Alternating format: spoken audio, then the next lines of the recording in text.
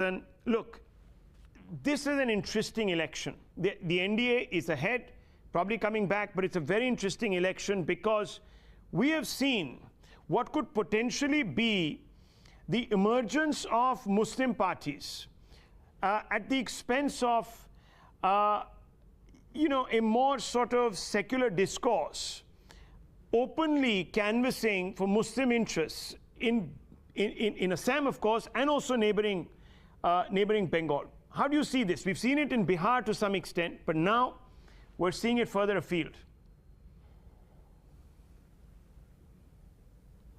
Yeah, good evening, Rahul.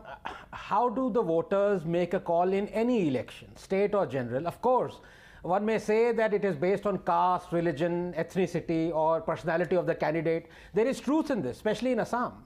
But a rational voter would always go by performance, and for that, there are indicators. There are two issues as far as Assam is concerned, Rahul, and please give me a couple of minutes. On the first, the anti-CAA sentiment is more in Upper Assam and could dent BJP's chances, not to mention two new entrants, Assam Jatiya Parishad and Rajdor Dal, no doubt about it. And the switching of Bodoland's People's Front's alliance from BJP to Congress should also worry the BJP. It might lose 20 seats that it had won last time with the BPF's help. Remember, the Bodos are the third largest linguistic community in the state. Then there is religion, and of course AIUDF and Badruddin. Here is some data, Rahul. Assam's population is 31.2 million, 61% Hindu, 34% Muslim.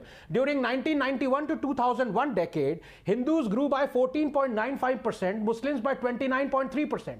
During 2001 to 2011, Hindus grew by 10.89%, Muslims by 29.59%. In no other state, countering even the TFR, are the Muslims growing 3 times faster than the Hindus. And the Congress and the AIUDF know this and are going to exploit this. Now to the second issue. And here, it has to be said that the progress in Assam over the last 5 years has been exceptional. If the BJP beats anti-incumbency, it would be at the back of unprecedented central support and central schemes. The so-called double engine that Modi often talks about. Let me explain.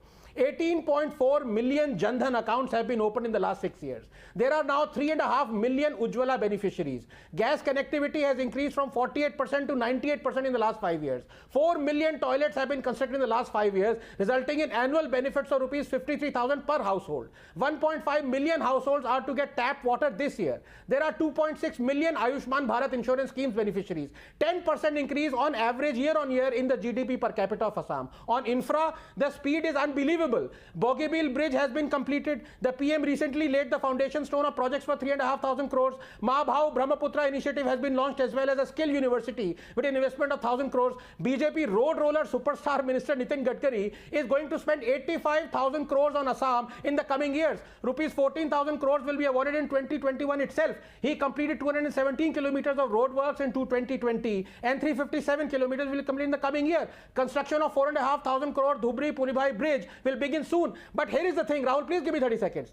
If the BJP has performed so well, why is it denying tickets to as many as 11 sitting MLAs? Did they not perform? Secondly, Assam still ranks amongst bottom 4 states in Niti Aayog report on sustainable development goal indicators. In fact, below the national average. And since this is the government's own data, the BJP cannot blame it on the opposition. So in summary, a lot of work has been done, a lot of work, but a lot more is remaining.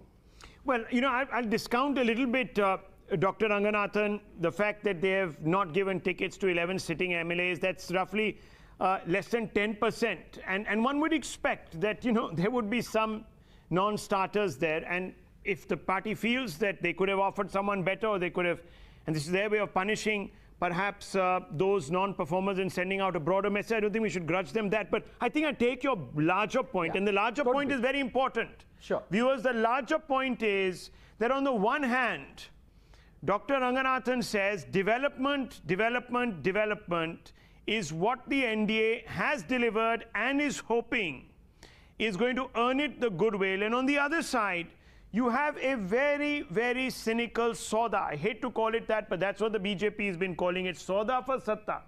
Or to put it simply, you're putting power over your principles. You are dilly-dallying. You've tied up with religion-based parties that the Congress itself once berated as abjectly communal or Islamist. Tehseen Poonawala And of course, Mr. Khalik, let me first go out to Tehseen Punala. Look, what a cynical